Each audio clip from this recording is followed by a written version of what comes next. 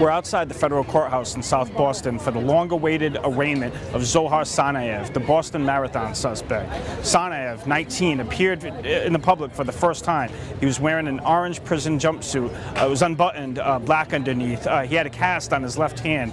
His face looked a little disfigured, almost swollen. Not sure how to really characterize it, but it did look like he had some impact on his face. It was hard for me to believe that he was sitting down there. It wasn't the same guy. He was a changed person, I guess. Why did you?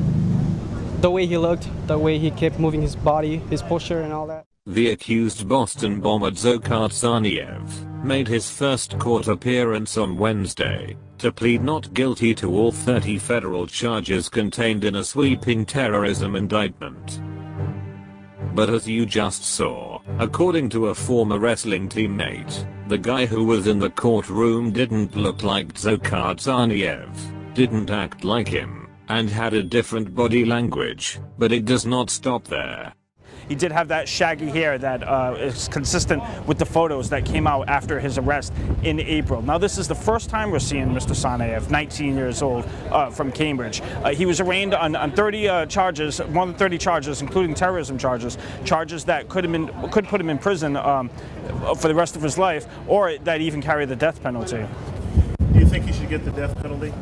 No, I think he should suffer in jail for the rest of his life. The charges were read out loud, and he was ordered actually, to answer not guilty himself. His lawyer had tried to answer for him, but Magistrate Bowler ordered that Tsarnaev respond himself. So 7 times he pled not guilty to different groups of charges. He had a thick accent.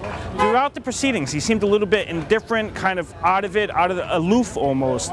He would be scratching his face, looking behind him a little bit, licking his lips. Again, he did kind of seem indifferent to the proceedings. According to the Boston Globe reporter, the person who was in the courtroom denying the charges did have a thick accent, what apparently contradicts the accounts of former schoolmates of Dzhokhar Tsarnaev about him having a little bit of foreign accent, or no accent at all.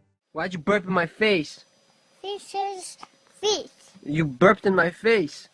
Burp here. Get out.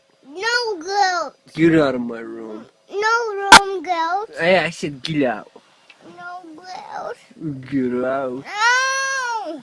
I said get out. No. Look at me. Get out. No goat. Look at me, I said. Get out. Alright, give me a kiss. Okay. No, give me a kiss. Atta girl. Now get out. No goat. Okay, come here. Give me another kiss. Okay. Okay, now get out. No goat. As long as there's no audio of the court hearing available for comparisons, ain't gonna jump to conclusions, but apparently we have the first odd details suggesting that it was a decoy, and not the real Dzhokhar Tsarnaev who was in front of the magistrate. In the beginning of the video, the Boston Globe reporter also said his face was disfigured, what's pretty odd considering that he was allegedly treated from his wounds 3 months ago. People were packed into the courtroom. 30 victims were in the courtroom. Magistrate Bowler invited them to speak if they would. She told them they had the right to. No one did speak, but they were inside the courtroom, some of them wearing Boston Marathon gear. Outside, we did see some supporters of Tsarnaev who maintain that he's innocent, think that this is a government conspiracy. So we really did see 2 sides of this. But this has been the long-awaited trial, and it came with all the dramatics that would be expected. Also is odd how the Boston Globe addressed the false flag event conspiracy without the usual mocking tone of mainstream media. Much by the opposite, they made sure of highlight the protesters outside the courtroom, exposing the inside job behind the Boston bombings, what definitely is not usual for mainstream media reports. Regarding the picture leaked from the hospital, where Dzhokhar Tsarnaev seems to be dead, I definitely still don't believe he could have survived with multiple wounds of point-blank range gunshots, and as long as still there are no actual images of him after his capture, the possibility of a decoy being used to keep the shenanigans of the US government going on doesn't seem unfathomable at all.